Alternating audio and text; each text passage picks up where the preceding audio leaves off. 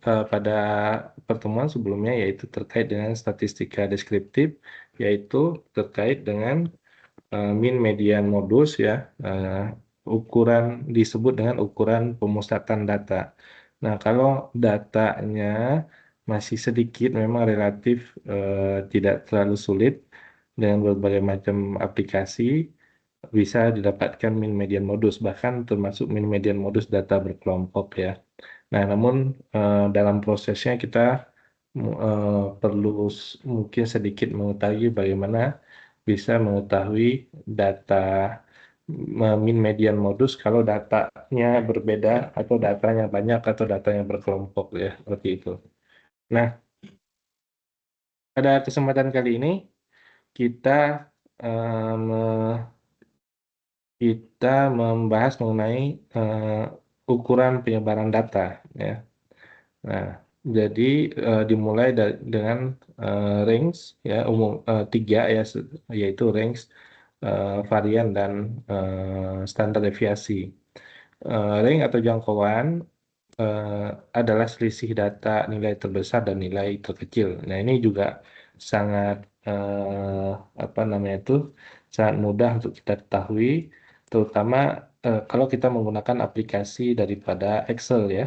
Karena Excel sangat powerful sebenarnya, walaupun dia bukan bukan aplikasi statistik, tapi kalau terkait dengan data sangat mudah ya.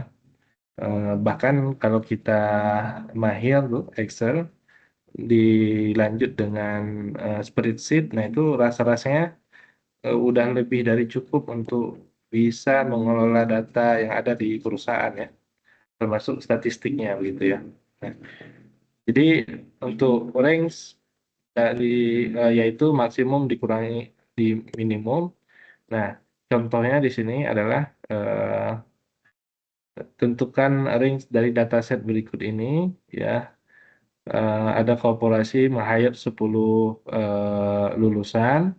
Ini ada dua, tapi ini saya ambil satu contohnya, yaitu eh, gaji awal ya masing-masing lulusan kira-kira di seperti data berikut ini. Nah, jadi dalam hal pengelolaan data yang pertama diperlukan mengurutkan data ya. Nah, jadi ini ada data baik dari materi yang sebelumnya ukuran eh, pemusatan data. Nah, kemudian ini ukuran penyebaran ya. Nah, ini ukuran penyebaran. Kalau materi mean median modus namanya pemusatan. Jadi datanya terpusat di mana gitu. Sedangkan ukuran penyebaran data yaitu datanya tersebar di sekitar apa, kira-kira begitu ya.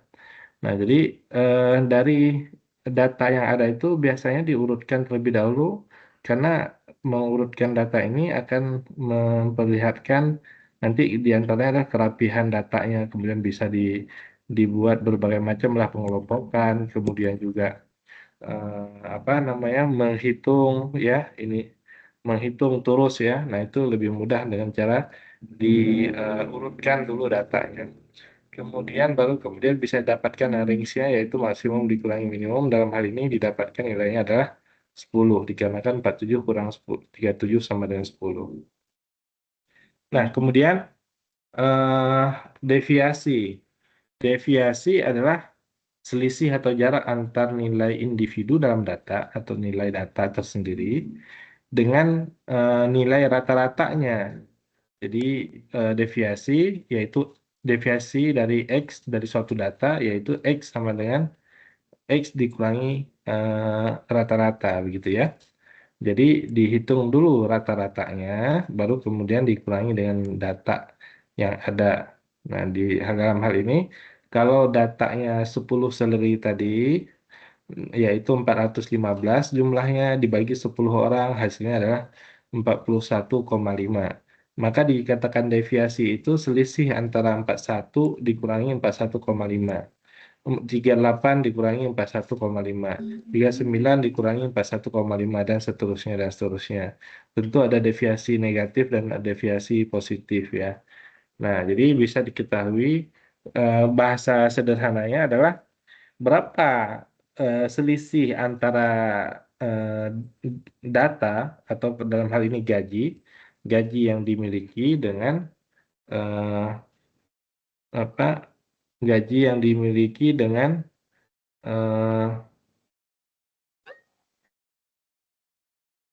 eh, dengan nilai tengahnya gitu ya.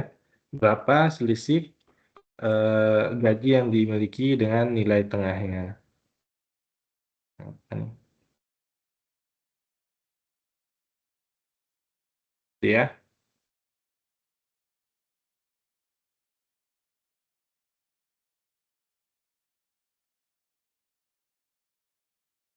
Kenapa lagi?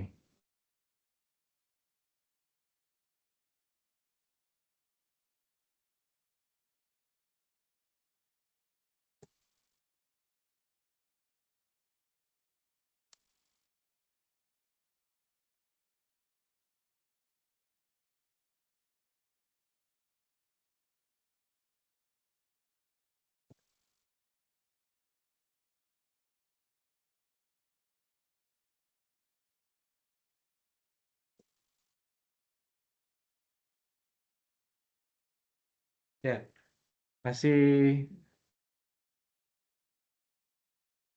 masih terlihat ya, layak. Nah, layarnya masih terlihat ya. Oke, Masih Pak. oke. Nah, berikutnya adalah eh, setelah deviasi tadi adalah bahasa lainnya penyimpangan ya, berapa selisihnya dengan dari data rata-ratanya. Kemudian variansi itu adalah rata-rata dari kuadrat deviasi. Ya, ini kalau ini adalah di sebelah kiri ini adalah tadi deviasi, yang ini maka dikuadratkan nilainya, dikuadratkan, kemudian diambil nilai rata-ratanya, maka disebut dengan varian.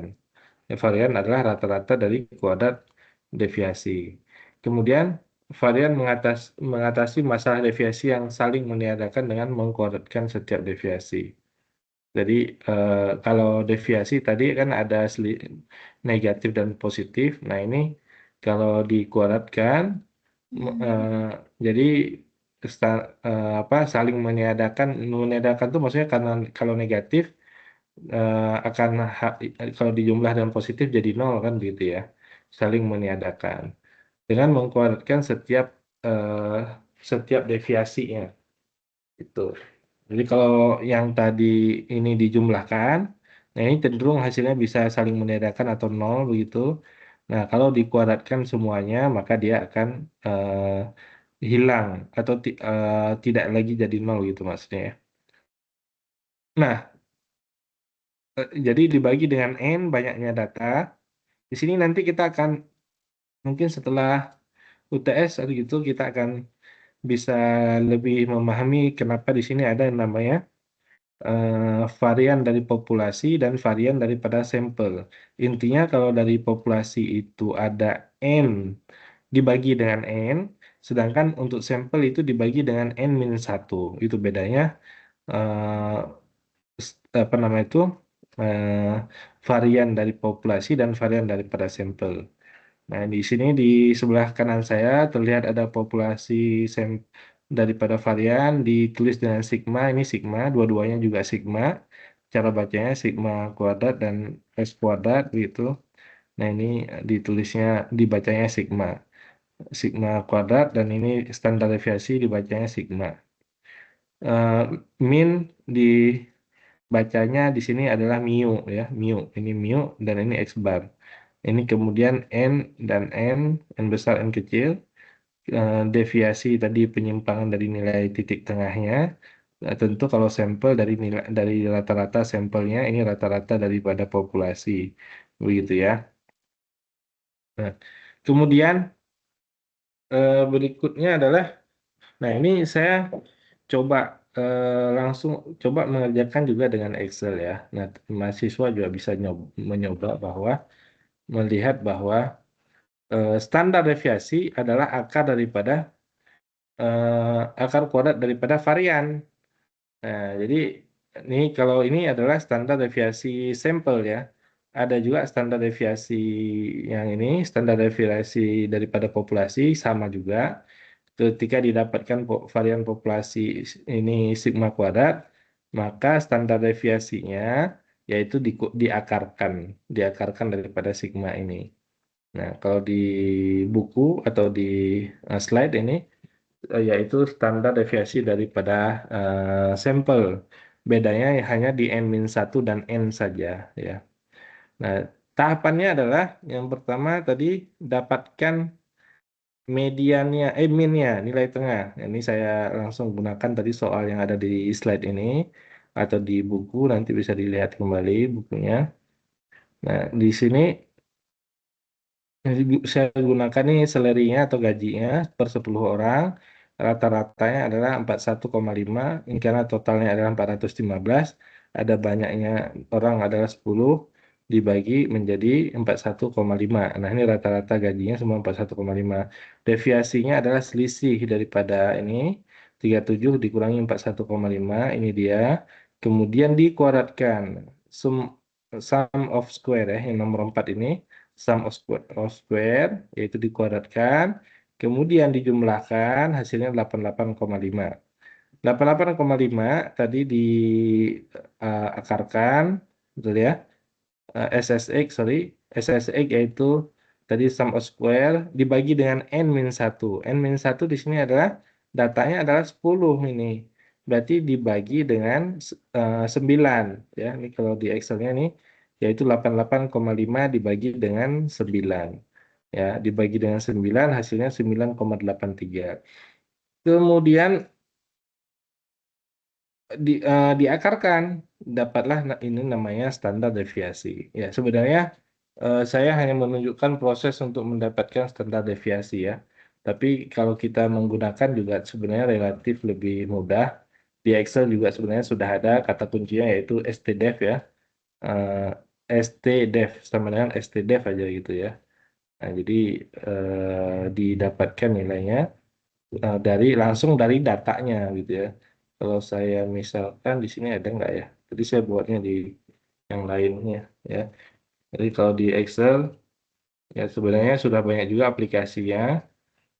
Hanya ya di Excel atau di spreadsheet tinggal masukkan aja data ini 37, 38, 39, 41, 41, 41, 42, 44, 45, 47 langsung membuat dengan standar deviasi ya. Sebenarnya is really simple like to make it some of the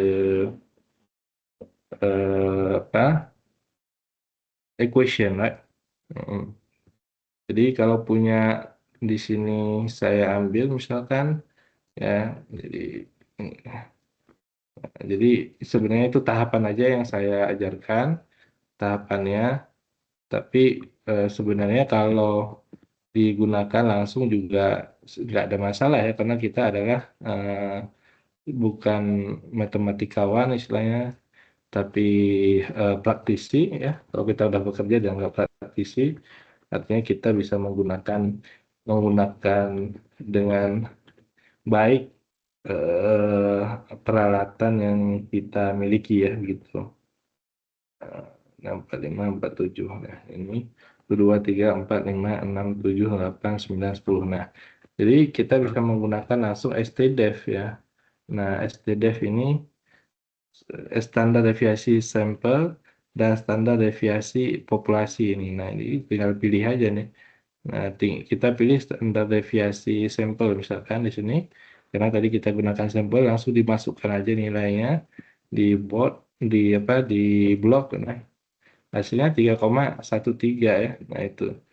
Nah, jadi sebenarnya sudah sangat simpel ya, tapi tadi itu namanya kita belajar untuk setidaknya mengetahui proses dan interpretasinya gitu ya.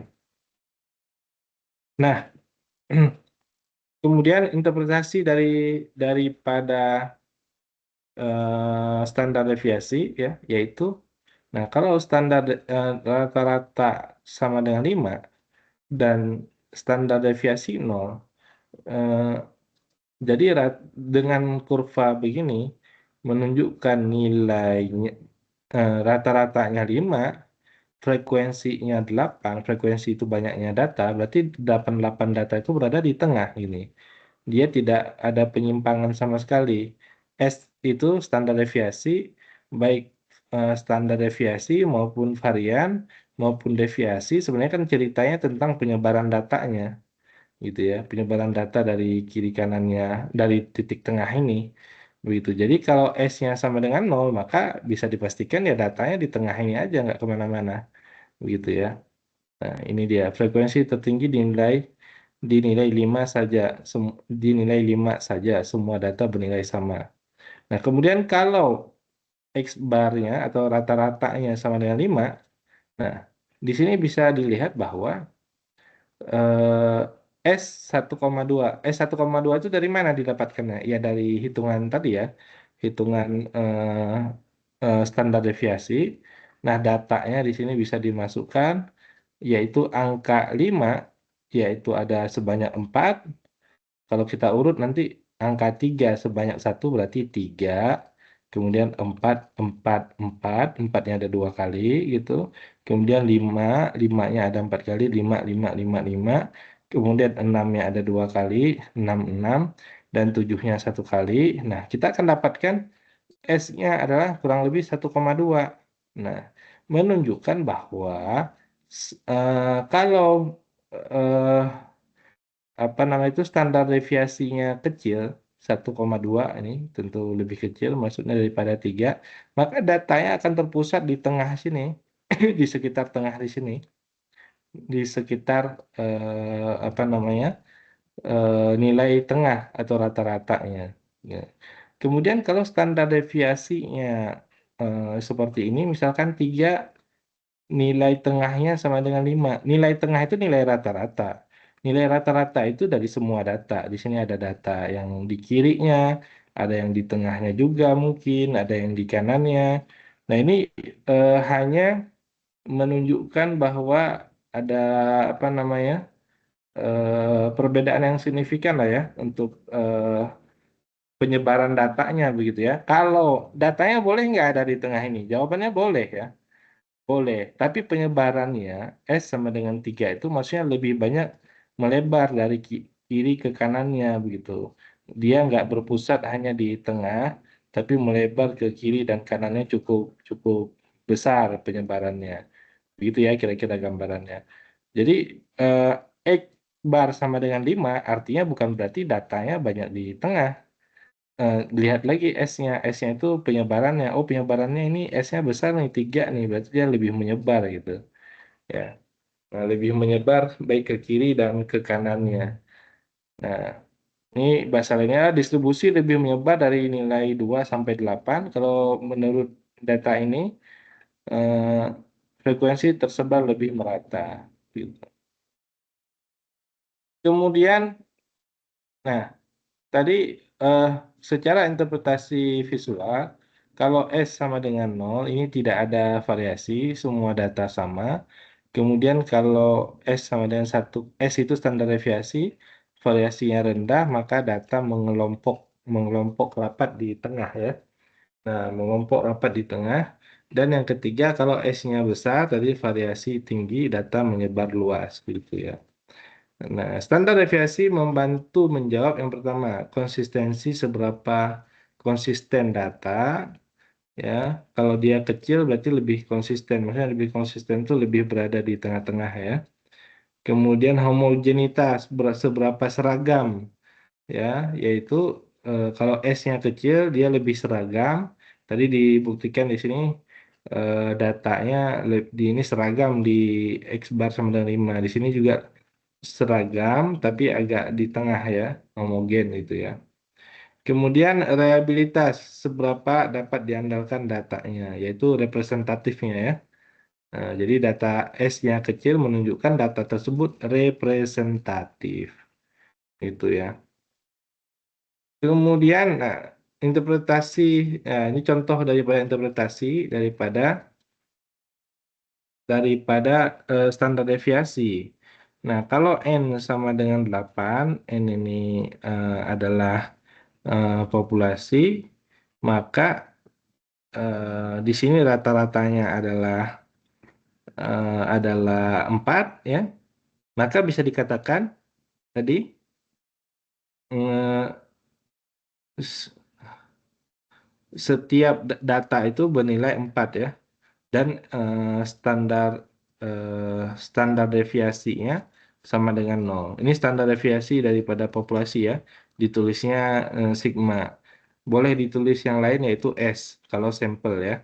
Nah, ini karena judulnya adalah populasi, maka digunakan sigma. Kalau judulnya adalah sampel, maka digunakan di sini S, S-nya sama dengan nol ya. Intinya sama aja.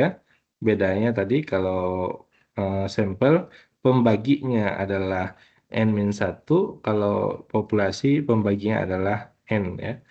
Kemudian untuk data yang kedua, nih, oh datanya dia eh, menyebar sedikit ya. Nah, sini rata-ratanya masih di tengah 4 ya, tapi dia menyebar sedikit. Nah, berapakah nilai S-nya atau nilai sigma-nya? Ya dihitung aja kalau datanya di sini adalah 3, berarti 3 kalau kita bikin menjadi data ini 3 ada 4 kali berarti 3, 3, 3, 3 gitu. Kemudian kalau berikutnya adalah 5-nya ada 4 kali, berarti 5, 5, 5, 5. Ya tentu aja rata-ratanya berada di 4 ya. Rata-ratanya pasti berada di 4 ini. Walaupun di angka 4 ini tidak ada data, tapi rata-rata daripada data ini berada di 4. Kemudian deviasinya berapa deviasinya ya dihitung sesuai dengan data, yaitu di sini sesuai dengan data yang tadi 3 3 3 3 4 4 4 4. Nah, ininya standar deviasinya adalah sama dengan 1. Nah, begitu juga untuk data yang sebelah kanan ini contohnya ada data 1, 1 itu ada frekuensinya 2 berarti 1 1. Ini ada 3 berarti 3 3. Ada data yang nilainya 5 5 5 dua kali dan 7 7 dua kali. Nah, ternyata rata-ratanya adalah 4. Ya pasti rata-ratanya di tengah sini ya. 4, kemudian banyaknya data adalah 8, yaitu 2, 4, 6, 8, tinggal dihitung aja tadi pakai standar deviasi populasi, maka didapatkan standar deviasi populasinya adalah 2,24. Ya, sampai ini dulu ada yang ingin ditanyakan barangkali?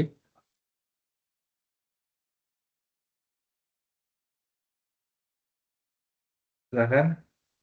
Kalau ada yang ingin ditanyakan,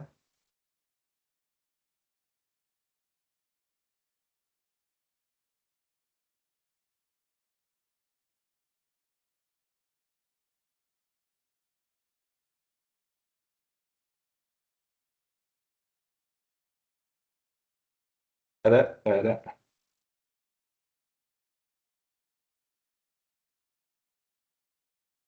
Suara saya masih ada ya? Halo?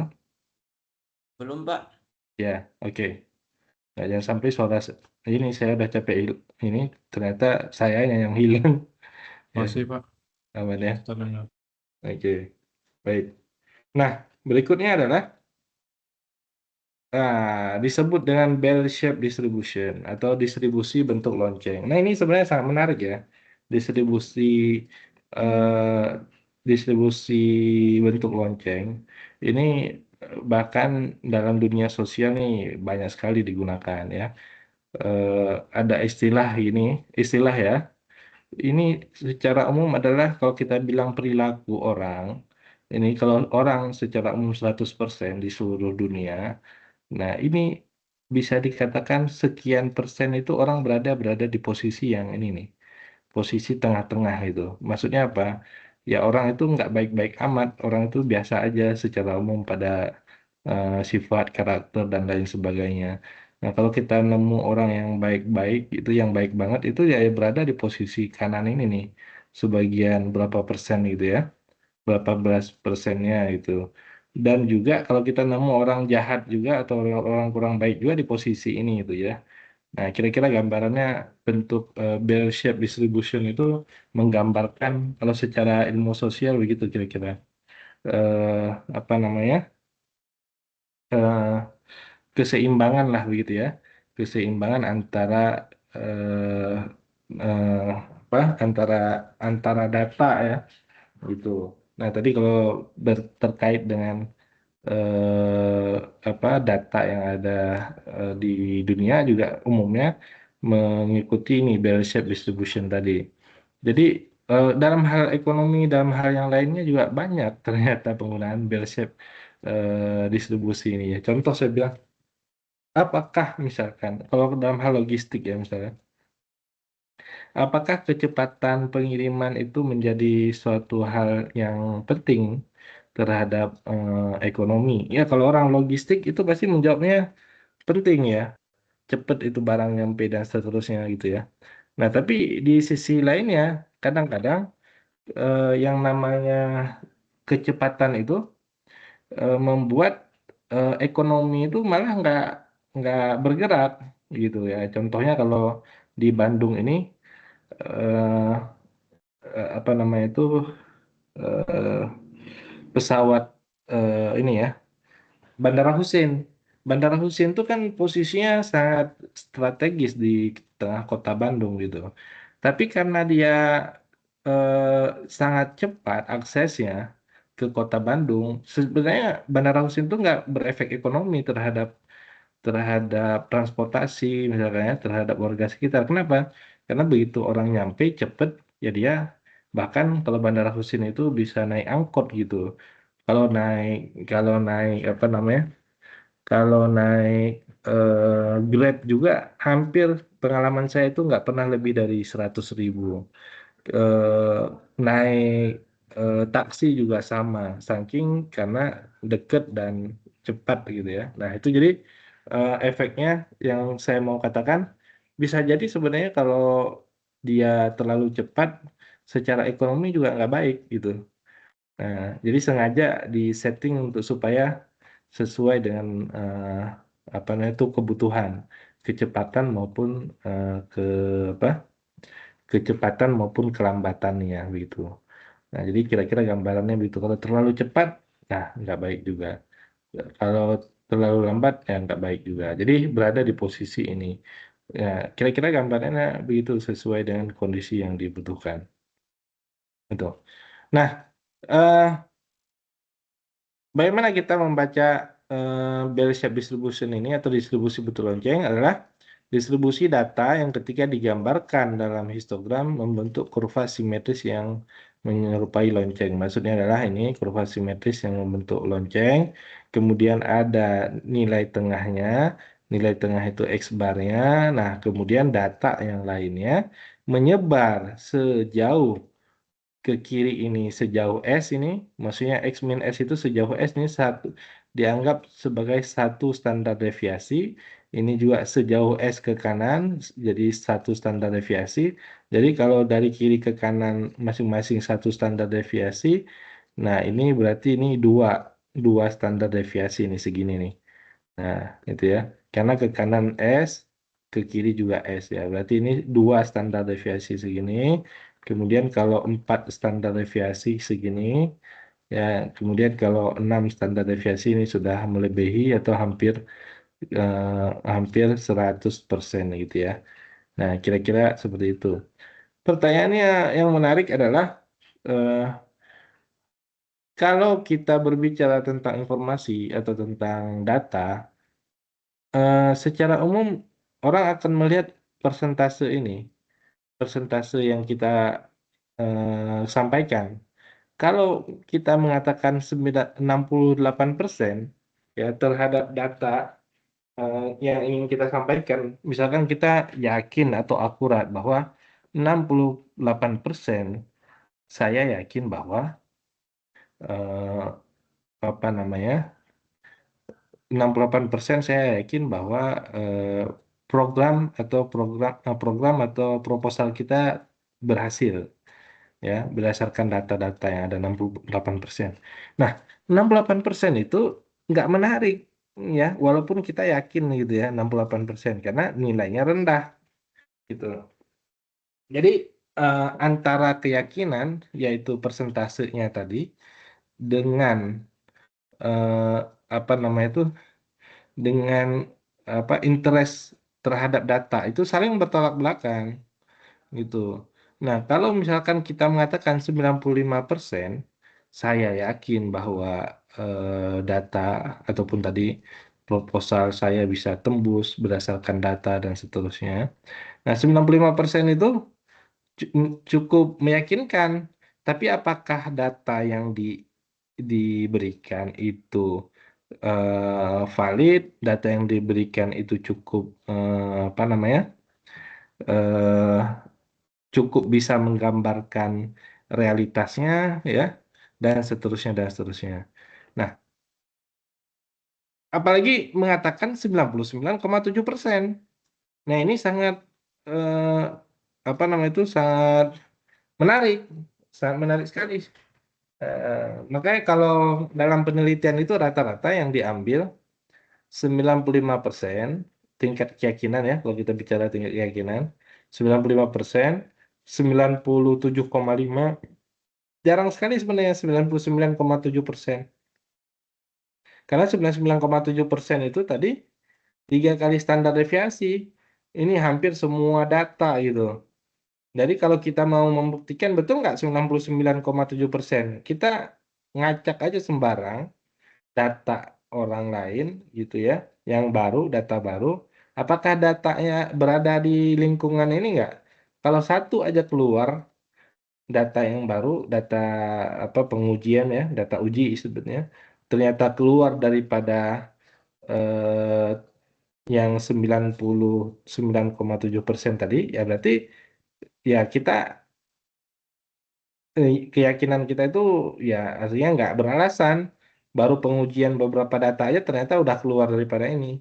Tapi kalau kita bilang 68% tadi, 68% di sini ya. Nah, itu kalau kita uji itu, uji yang pertama kita ambil data sembarang, ternyata data sembarangnya berada di luar sini. Nah, orang juga masih, oh ya kan 68% nggak terlalu besar itu, 68%. Jadi kalau kita uji itu masih mungkin keluar daripada data yang dia katakan 68%. Jadi masih mungkin itu. Kita uji 95% tadi.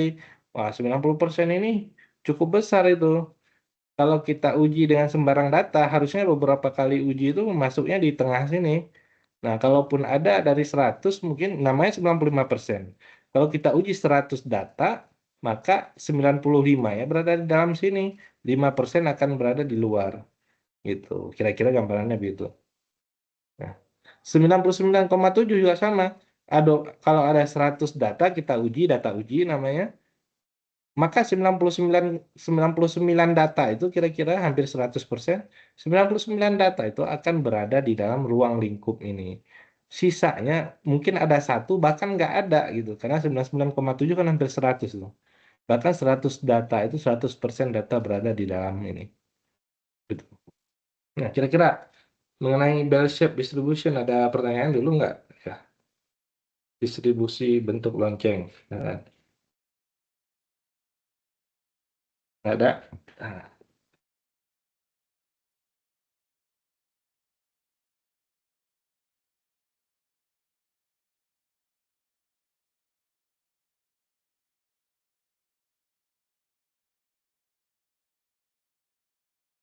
Nah, contohnya. Nah, ini cara menginterpretasikan ya. Tentu yang pertama di sini eh, dalam suatu survei yang dilakukan oleh National Center for Health Statistics ya, rata-rata tinggi rata-rata wanita di Amerika Serikat yaitu umur 20 sampai 29 tahun adalah 64,3 inci ya dalam bentuk inch ya. Kemudian eh, dengan standar deviasinya adalah 2,62. Nah, estimasikan berapa persen ya berapa persen daripada wanita tersebut memiliki tinggi di antara 59,04 dan 64,3. Oke, kita turunkan dulu. Tadi memiliki rata-rata tingginya adalah 64,3. Nah, kita kasih tanda di sini 64,3. Kemudian eh, dengan standar deviasi 2,62 inci. Jadi dengan standar deviasi maksudnya satu ke kiri, Ini X min S, jadi standar deviasi itu ke kirinya dikurangi 2,62 ya.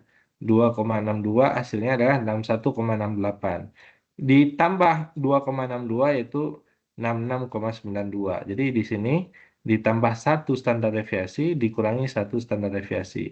Nah, di sini dia berarti apa namanya?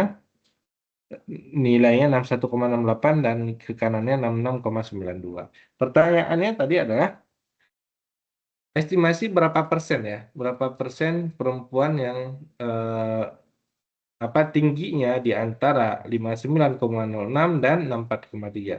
59,06 di sini adalah dua kali standar deviasi. Dua kali dari titik tengahnya ini. Satu, dua. Ini juga ke kanannya satu, dua, yaitu 69,54. Berarti kalau kita hitung persentase tadi, di sini 34%, di sini 13,5%, di sini juga sama 34%, di sini 13,5%. Berat. Oh, kalau pertanyaannya tadi 59,6 sampai 64,3. 64,3 itu di tengah sini. Berarti 13,5% tambah 34.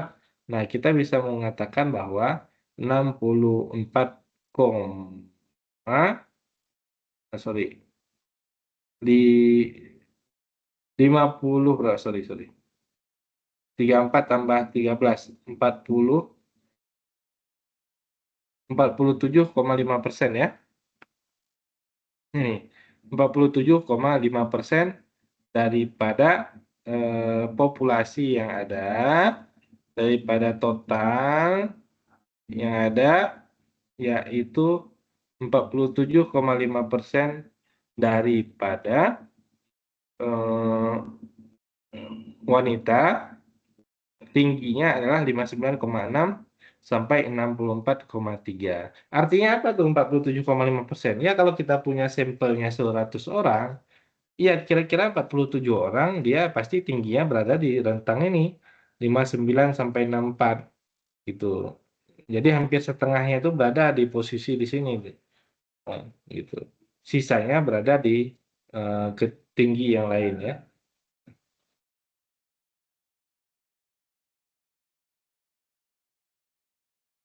Ya, silakan ada yang ingin ditanyakan?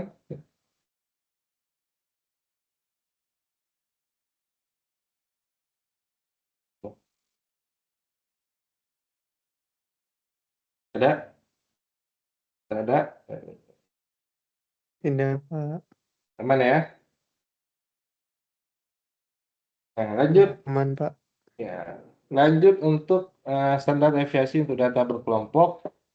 Jadi kalau data berkelompok ini contohnya ada data eh, terkait dengan banyaknya anak pada 50 household ya. Household itu rumah tangga, yaitu ada yang memiliki satu, ada yang memiliki tiga, ada yang tidak memiliki anak, dan seterusnya.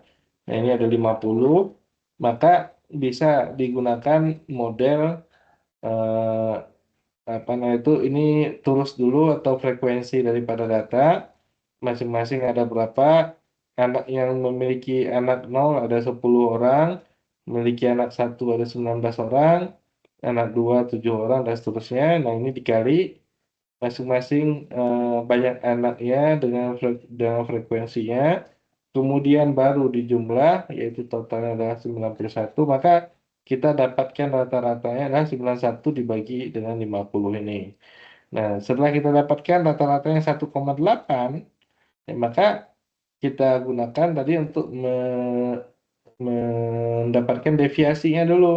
Deviasi yaitu 0 dikurangi 1,8 yang ini, 1 1 betul, 1,8, 1 dikurangi 1,8, 2 dikurangi 1,8, dan seterusnya, 6 dikurangi 1,8. Sudah didapatkan, kemudian dikuadratkan, ini disebut dengan varian, tapi harus dibagi dulu ya, dengan banyaknya sampel, yaitu N-1 nanti ya. Nah, ini namanya sum of square ya.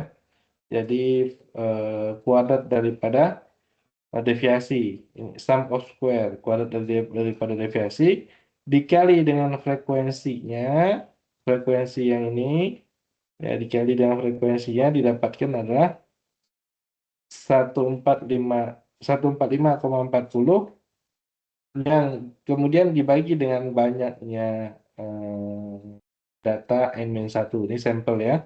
Jadi 50 dikurangi 1 yaitu 49 dibagi didapatkanlah hasilnya kurang lebih 1,7 standar deviasinya. Maksudnya 1,7 satu kali standar deviasi. Jadi kalau kita ukur tadi, nah segini aja. 1,7 itu kalau di sini misalkan di sini X barnya 8, 1,7 itu kan berarti 9,7 jadinya. Ini 8 tambah 1,7 berarti 9,7. Berarti 34% berada di 8 sampai 9,7. Ya, di sini angka 8 tadi. Jadi satu standar deviasi itu sama dengan 60 34% ya. Jadi samain dengan ini ya dengan gambar ini bell shape road ini ya bell shape distribution ya. Ya.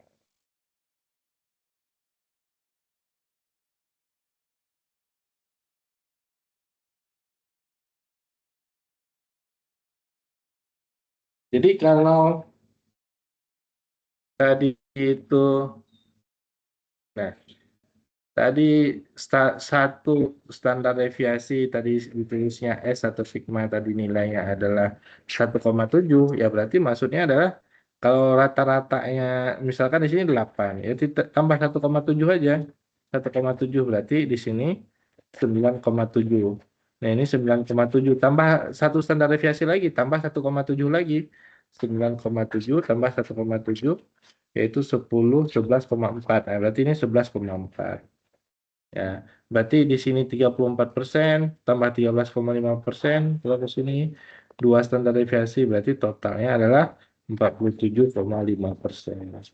Begitu juga ke sini 47,5%. Kalau di sini dikurangi tadi berarti 8 dikurangi 1,7. 8 dikurangi 1,7 berarti 6,3. Berarti di sini 6,3. Dikurangi lagi 1,7 di sini. Nah, berarti 1,7 berarti 6,3 kurangi 1,7 yaitu berapa? 6 ya? 4 ya. Nah, itu. Nah, berarti di sini 4,6. Ya kira-kira kalau dibilang tadi itu 95% ini ya berarti 95% berada di 4,6 4,6 sampai 11,4 kalau kita mau bilang dari kiri ke kanannya ini gitu ya dari kiri sampai kanannya ini itu. Nah kalau kita mau bilang berapa persennya ya lihat aja di sini berapa persen atau tergantung yang kita ingin sebutkan itu di bagian mananya bagian kanan bagian tengah bagian ya masing-masing partisi ini aja yang lebih mudah nanti kita bisa membuat lebih detail mengenai partisi ini di apa namanya itu data normalisasi ya data normal itu.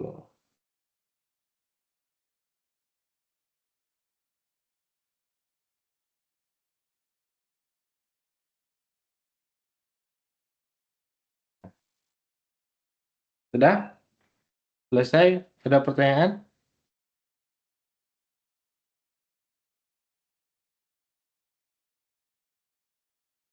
Tidak, Pak.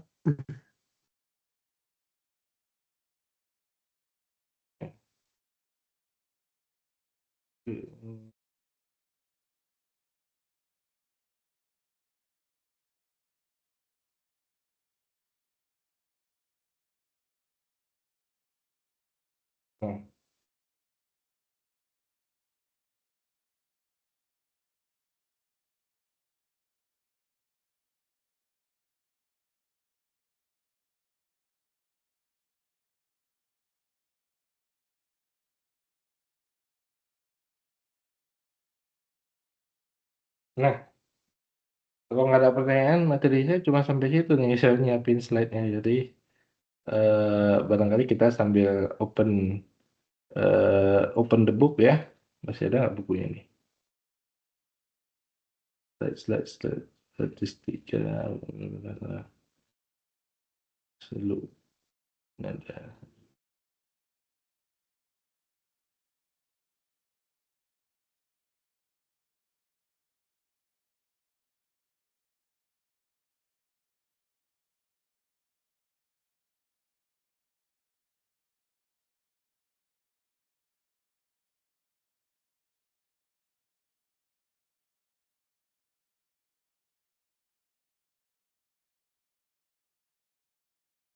Itu kan kesehatan data.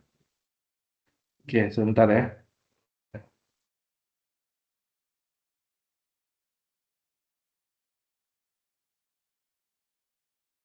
Cari itu yang dulu.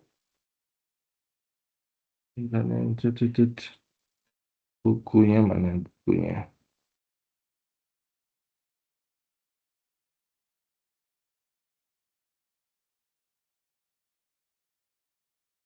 Ya, boleh kalau ada yang ingin ditanyakan ya.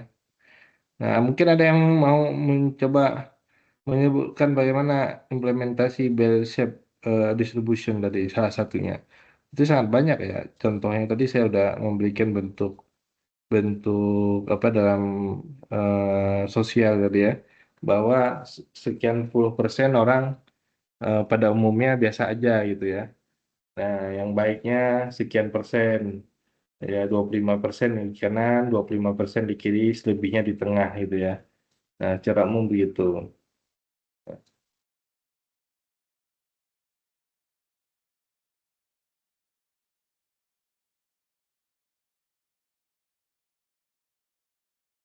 Mana bukunya?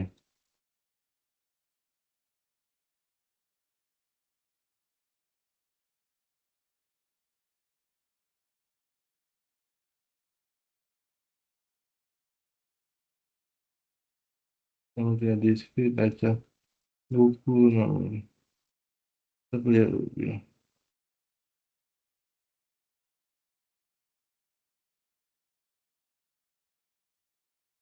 James, download. Izin bertanya Pak, Ya, silakan. terkait dengan materi standar deviasi Pak. Hmm. Tadi sedikit menyimak, kalau misalkan terlalu tinggi juga tidak baik ya Pak ya untuk standar deviasinya. Iya. Bagaimana Pak untuk implementasi standar deviasi dalam menentukan investasi Pak?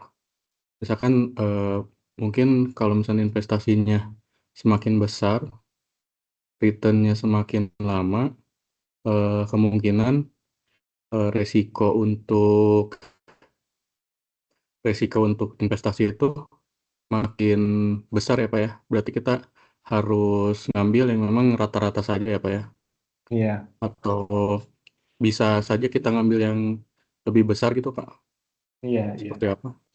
Ya, sebenarnya kalau itu mungkin memang lebih tajam ya pembahasan mengenai itu. Apalagi mengenai investasi. Kalau Anda mengikuti terkait dengan apa yang Amerika itu siapa tuh yang nuklir tuh SpaceX yang punya SpaceX eh jadi lupa yang punya internet Elon internet Musk.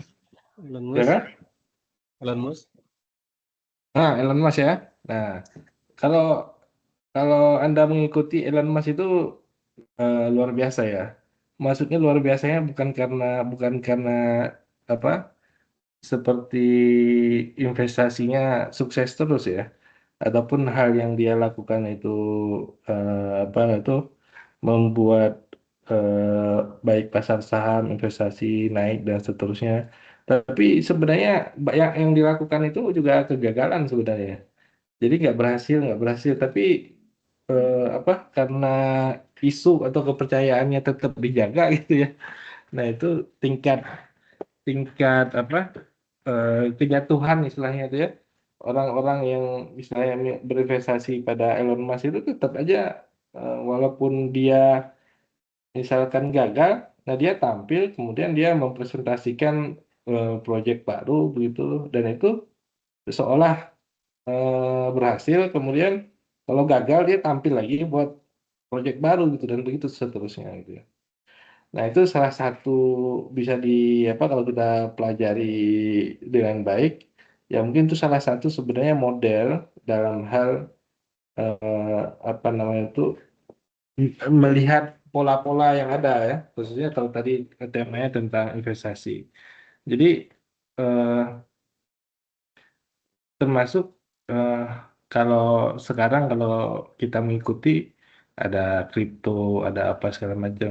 Pertanyaannya kan sederhana aja sebenarnya kalau orang yang terkait dengan kita pebisnis ataupun orang yang berkaitan dengan itu. Pertanyaannya, apakah dia memiliki apa namanya itu produk ya untuk dijual atau diperjualbelikan? Apakah dia memiliki jasa yang diperjualbelikan? Kemudian apakah mungkin saham ataupun seperti apa yang dia perjualbelikan? Nah itu yang menariknya di situ. Nah, saya nggak paham lebih detail tuh yang dikatakan terkait dengan hal-hal seperti itu, kripto dan seterusnya. Kalau misalkan eh, seperti halnya emas, naik turun pun juga itu barang yang diperjualbelikan tuh ada, jasa yang diperjualbelikan ada. Kemudian juga kalau kita bicara pasar saham, saham itu jelas ada ininya gitu ya, berapa lembar yang diinikan. Kemudian siapa yang berinvestasi, perusahaannya, menjalankan ekonominya gitu ya. Nah, itu ada. Tapi kalau hal seperti kripto dan seterusnya, nah sebenarnya juga memang harus dikaji lebih lebih dalam lagi gitu. Bahkan eh, termasuk pertukaran mata uang ya.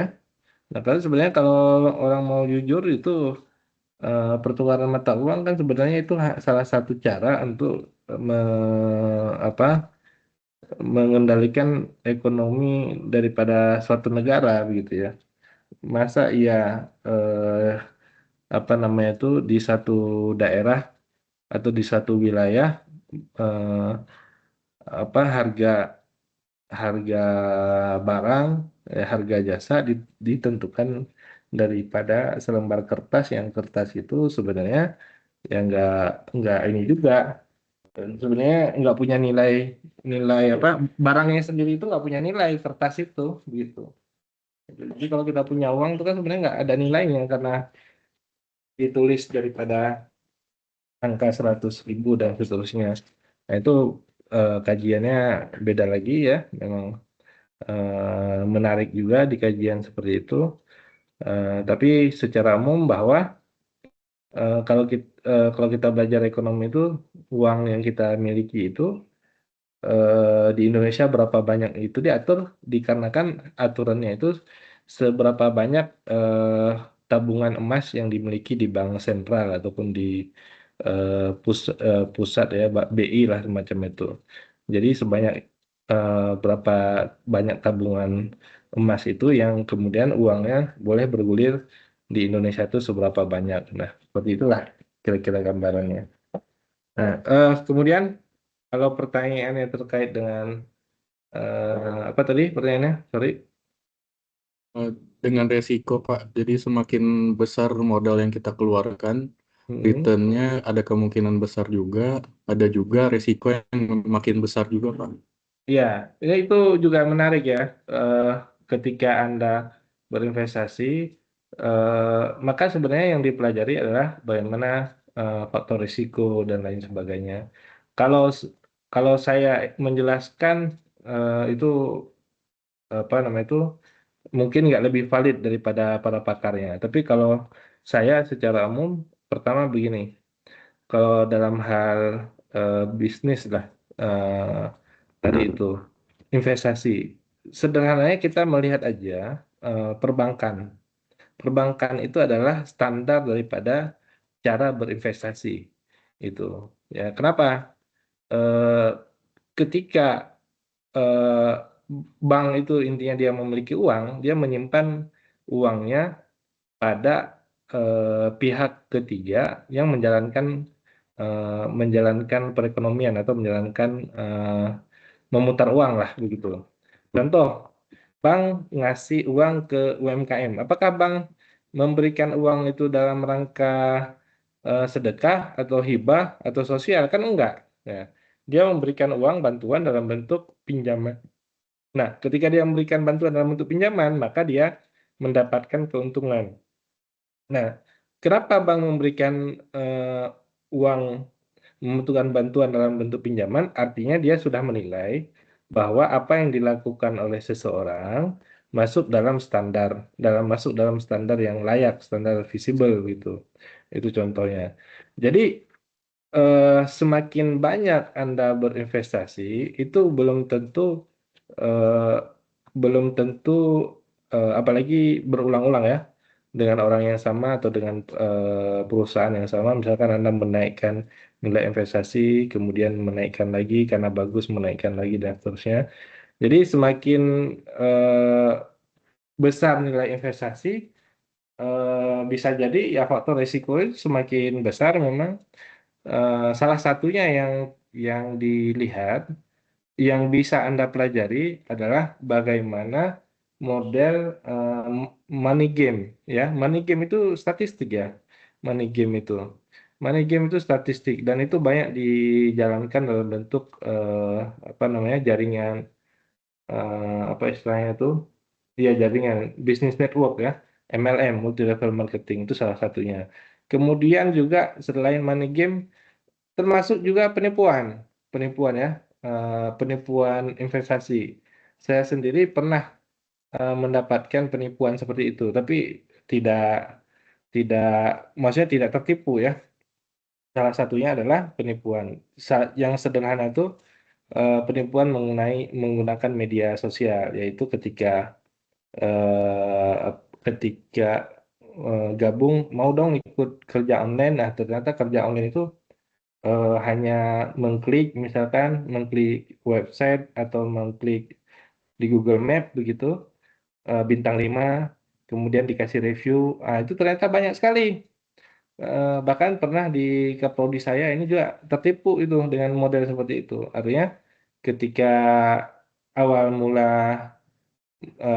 cara menipunya itu sangat sederhana sekali, yaitu dengan memberikan pekerjaan. Pertama harus memberikan rating ke apa namanya itu, ke Google Map tentang eh, tentang apa, kayak misalkan tempat ubi ke ataupun tempat makan dan seterusnya. Alasannya itu dari pihak yang memiliki, ya, eh, pihak yang ingin dinaikkan namanya begitu ya. Nah, setelah itu langsung dibayarkan 35.000 awalnya tuh. Kemudian dikasih tuh 75.000, ya awalnya pelan-pelan dikasih 75.000. Nah, setelah langsung dikirim, langsung dibayar, nggak lama setelah itu dia harus membayar membayar paket dulu. Paketnya pelan-pelan dulu. Paket 100.000 nanti dikembalikan 150, harus bayar lagi. Beli paket yang lebih gede lagi gitu ya, sampai betul-betul eh, uangnya habis. Itu yang terakhir, misalkan udah beli paket yang 3 juta dan hilang gitu ya. Nah, itu modelnya model model money game begitu. Baik money game yang sifatnya di level kecil-kecilan, tadi di media sosial money game itu kan eh, di 3 juta itu kategorinya kecil ya. Tapi ada juga yang money game yang sifatnya tadi networking. Networking tuh luar biasa money game-nya tuh, dari mulai bahkan ibadah umroh haji pun ada yang model begitu money game. Jadi flexing kemana-mana padahal dia nggak melakukan apa namanya, nggak melakukan pelayanan pelayanan umroh atau ibadah hajinya, ternyata uangnya dipakai untuk foya-foya. Dia hanya membayar orang yang awal-awal tuh, yang awal-awal daftar haji, daftar umroh, dikasih fasilitas lengkap bintang 5. Berikutnya masuk kedua, yang kedua tuh udah dikasih bagus, ikut ke situ aja, ke perusahaan itu. Nah, yang kedua masih dibagusin. Nah, yang udah ramai percaya orang, ternyata yang makin ke bawah itu fasilitasnya makin makin hilang dan eh, makin nggak diberikan gitu ya. Itu ada ya, banyak di Indonesia itu contohnya. Nah, jadi dalam beberapa model begitu, jadi kalau kita mempelajari hal-hal seperti itu, intinya kita mempelajari itu model tipenya itu seperti apa.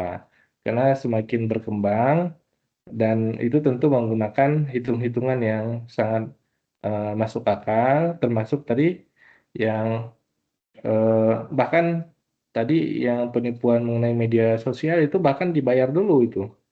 Jadi eh, saya mau ditipu gitu kan, tapi ya nggak ketipu. Jadi uang masuk ke saya itu 75.000 itu ya, tapi nggak berhasil kembali gitu.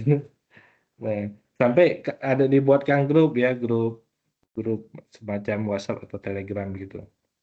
Nah, kira-kira terkait dengan apa tadi untuk investasi tadi ya.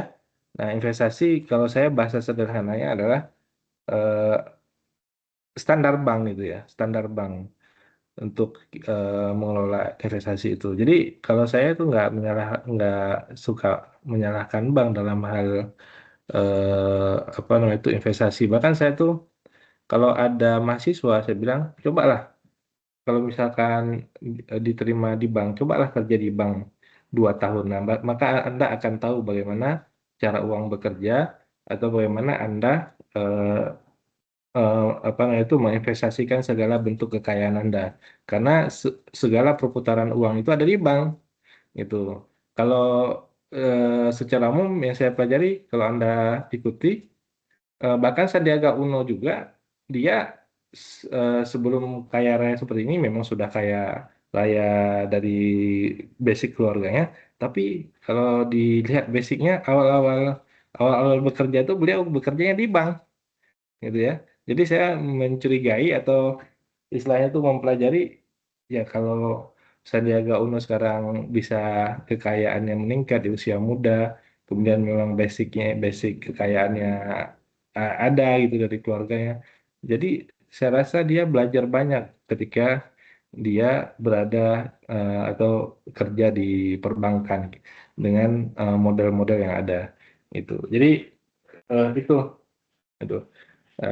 Saya nggak mau masuk lebih detail, tapi terkait dengan standar kelayakan, standar keamanan, ya pelajari bagaimana orang bank eh, apa istilahnya menilai suatu suatu usaha, suatu bisnis, suatu investasi itu dinilai layak sehingga dia memberikan eh, bank itu mengeluarkan uang untuk investasi itu ya sama aja kita walaupun kita personal artinya kalau kita mau berinvestasi tadi kita lihat aja sebagai pola bank itu jadi kalau bank itu datang ke tempat kita menawarkan kartu kredit kan gitu ya misalkan sebenarnya hal yang sama pun bisa kita gunakan untuk menilai orang lain yang ingin kita eh, apa istilahnya itu kalau kita ingin memberikan bantuan kepada orang lain, bantuan ya,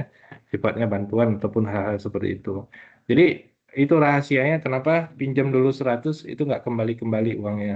Pinjam dulu 100 nggak kembali uangnya karena tidak ada apa nama itu penilaian awal itu ya, seperti visibilitas seorang penerima penerima apa penerima manfaat, penerima bantuan dari kebaikan kita. Nah, itu dia walaupun pinjam dulu 100, dia kalau saya menduga bukan saya orangnya pelit, tapi kalau ada yang minjem ke saya, ya kalau saya ada kelebihan pasti saya kasih dan tanpa berharap mungkin kapan dikembalikan. Tapi secara umum kalau saya menilai orang, kalau dia minjem eh, apakah dia akan mengembalikan? Sederhana aja cara saya menilai bahwa kalau orang kebutuhan hidupnya dalam 1 bulan eh, sudah terpenuhi dengan baik, ya dari gaji ataupun dari penghasilan lain, maka kemungkinan dia akan mengembalikan pinjaman tersebut. Tapi kalau dia dalam 1 bulan penghasilan kebutuhan hidupnya, kebutuhan dasarnya belum terpenuhi dengan baik, belum cukup, maka mustahil dia akan bisa mengembalikan. Nah, itu standar eh, penilaian kalau bagi saya ya, khususnya dalam menilai kalau orang minjem gitu ya. Udah gitu.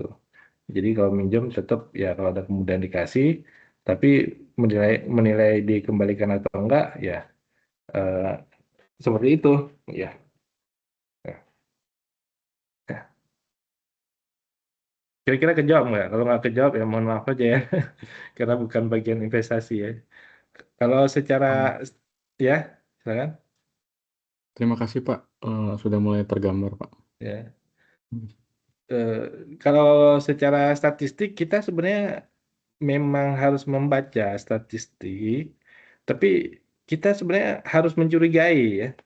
Mencurigai itu maksudnya betul-betul melihat itu karena statistik itu banyak sekali dimanipulasi oleh siapapun. Bahkan kalau kita masuk ke perbankan juga tadi sama, sifatnya manipulatif juga gitu. Sebagian daripada apa namanya itu eh, bahkan pegawai bank maupun orang luar yang bekerja sama dengan banknya itu manipulatif. Data-data yang diberikan itu manipulatif. Tapi kalau efeknya tidak akan apa?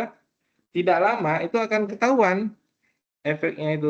Ya misalkan ketika dia memanipulasi kemudian memberikan pinjaman, ya kan artinya pinjaman itu harus kembali gitu. Dan itu tidak bisa kembali, tidak bisa dikembalikan oleh yang meminjam. Nah, itu contohnya. Jadi sebenarnya udah nggak ada gunanya memanipulasi daripada data, apalagi statistik yang yang penting bagaimana kita bisa membaca statistik dengan baik, kemudian kita gunakan itu untuk bisa meningkatkan apa istilahnya apa istilahnya itu meng-highlight ya data yang ada, kemudian mendapatkan insight. Insight itu apa?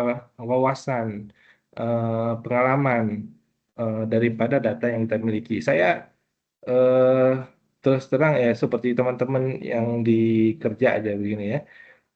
Sederhananya begini aja, pernah nggak usah kita menulis secara detail aja nggak usah. Tapi pernah nggak kita menghitung seperti dalam satu bulan kita sebenarnya punya kelebihan uang kita berapa sih dari kebutuhan dasar kita itu ya. Nah, sampai pada kita mungkin memberikan kepada misalkan ada yang memberi kepada orang tua, memberi kepada yang lain. Nah, itu eh, kalau dihitung dengan baik, saya rasa itu akan apa namanya bisa meningkat ya, akan bisa dikontrol gitu ya. Kalau nggak menghitung, itu udah pasti uncontrol gitu ya, dari baik pemasukan maupun pengeluarannya. Tapi kalau menghitung dengan baik, nah setidaknya kalaupun keluar daripada apa namanya itu budget yang ditentukan, dia nggak akan terlalu berlebihan keluarnya. Dan eh, saya rasa itu udah salah satu alternatif menggunakan apa pemanfaatan statistik ya. Jadi ukuran penyebaran data tadi eh, minggu kemarin, eh, ukuran pemusatan, sekarang ukuran penyebaran data gitu. Jadi saya mau buka bukunya nggak jadi-jadi ya. Mana bukunya? Nggak belum ketemu lagi, padahal udah download deh. Ya. Ada lagi yang ingin ditanyakan? Cepet juga waktunya udah. Izin Pak bertanya Pak. Ya, ya.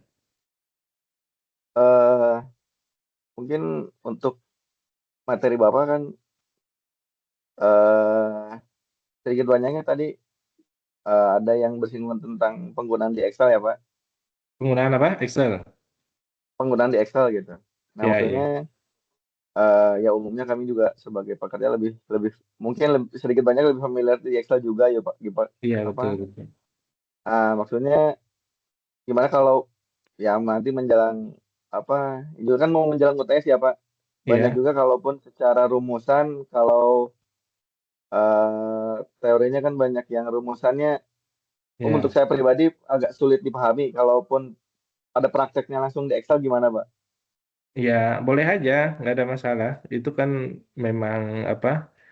eh Ya, kalau saya pribadi dalam menyampaikan materi memang begitu ya. Maksudnya kita menyampaikan materi adalah ini kewajiban sesuai mata kuliahnya. Nah, memang secara umum yang kita miliki sebagai praktisi ya ilmu praktisnya tadi. Jadi eh, memang kita cari bentuk-bentuk yang apa aplikatifnya gitu. Nah, jadi kita bisa punya punya referensi dalam melakukan apa pengolahan data begitu. Nggak ada masalah. Jadi saya kira kita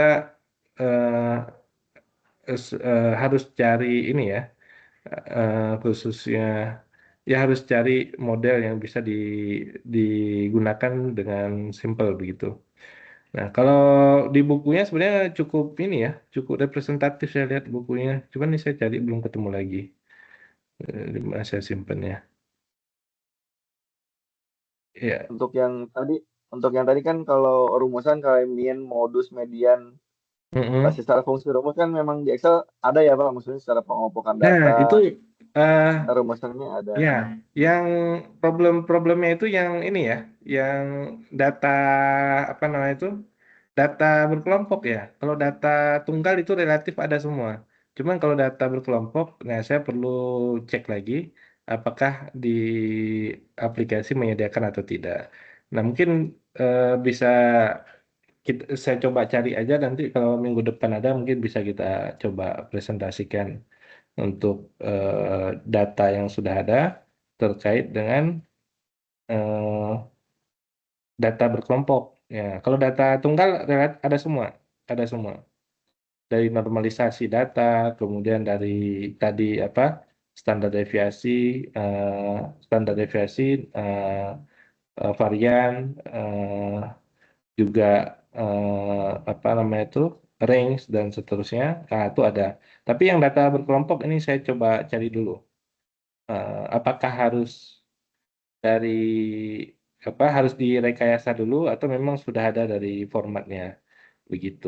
Kalau untuk yang kelompok, makanya yang kelompok ini agak tricky juga karena dia kelompok harus dibikin dulu ya. Karena materi yang minggu kemarin itu kan membuat kelas data kelompok. Nah, karena data kelompok itu ada kelas-kelasnya dari 37 sampai 47, dari 48 sampai 58 dan seterusnya. Nah, itu kelas-kelasnya itu tentu nggak bisa dibuat langsung otomatis, walaupun harus mungkin bisa disetting, tapi kalau AI ya sih bisa ya, tapi kalau Excel saya rasa harus disetting di awal dulu. Jadi itu mungkin bisa pengayaan ya, pengayaan tuh maksudnya dari materi yang ada kita eh, perkaya di bagian tadi itu data berkelompoknya, begitu ya. Ya Pak, maksudnya kan dari data-data yang tadi sebetulnya bisa digunakan Pak, sebagai data forecaster sama data ini ya Pak, apa? Memprognosakan sebagai sebagian apa ya? Ya maksudnya dari data-data itu kan bisa dikembangkan untuk menjadi data forecast sama data prognosa gitu ya Pak. Karena singgungannya kan ya khususnya di lingkungan pekerjaan kan lebih banyak terkait ini ya Pak, apa potensi misalnya terkait di akhir tahun seperti apa, terus kecukupan atas biaya misalnya ya Pak, khususnya karena Iya, lingkungan lingkungan khususnya di pekerjaan lebih banyak kan bersinggungan terhadap data seperti demikian gitu. iya, Nah iya. mungkin kalau untuk masukan minggu depan mungkin lebih ke praktek di Excel boleh nggak Pak? Ya, boleh aja, nggak masalah. Ya, kalau kalau paling masih berkait kalau untuk sesuai dengan materi masih dengan data yang ini dulu paling data berkelompok dulu. Kalau ini kalau memungkinkan. Kalau untuk berikutnya ya silakan kalau misalkan ada apa namanya misalkan tadi terkait dengan forecastnya bagaimana itu ya bisa aja kalau memang ada contohnya ya. contoh apa? Contoh data dan eh, model yang digunakan gitu ya. Kalau kalau mau ya kita mulai dari data berkelompok dulu yang ada di sini, yang ada di materi minggu kemarin sama minggu sekarang. Ini kan ada data berkelompok nih seperti ini. Jadi data berkelompok dilakukan apa istilahnya? Bagaimana caranya bisa didapatkan ini kan otomasinya kan ada di Excel nih. Misalkan kontak ya, kontak ini. Kontak satu atau kon satu nanti dia menghitung otomatis angka satu itu ada berapa, ada 19 gitu. Nah, kalau kalau di apa? Kalau di slide seperti ini kan nggak kelihatan memang. Bagaimana bisa dapat angka 119? Ngitung manual begini kan, 1, 2, 3, 4. Nah, itu bukan pekerjaan kita ngitung manual gitu. Nah, jadi kalau di Excel, teknik-teknik yang digunakan itu yang penting sebenarnya. Ya, walaupun dia statistika, tapi teknik tadi menghitung ada berapa banyak angka 19. Nah, itu pakai rumusannya apa?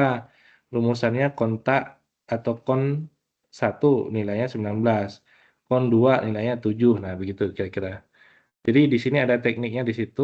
Kemudian kalau yang lain-lainnya di sini menggunakan se- sesuai dengan formulasi di sini, dan yang terakhir nanti kalau apa grup sorry eh, data berkelompok misalkan nih mendapatkan S-nya betul nggak S-nya sekian. Nah, paling tadi yang saya coba kerjakan dengan model seperti ini itu. Ini saya kerjakan di model Excel. Oh, ternyata memastikan aja bahwa apa yang dilakukan memang sesuai dengan formula yang diberikan. Formula yang diberikan ternyata hasilnya adalah sama, yaitu 3,135. Tadi di bukunya tadi 3,135 begitu. Nah, paling itu gimana kira-kira?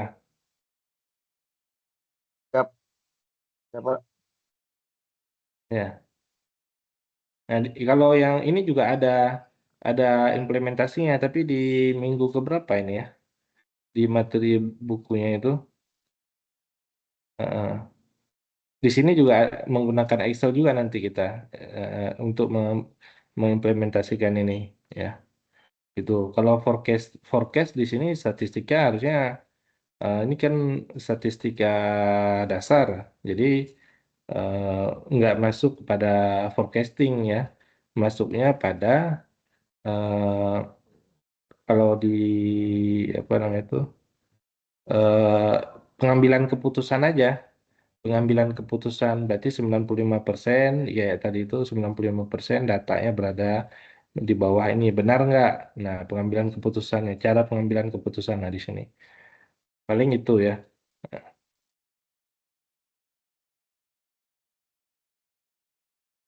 Ya.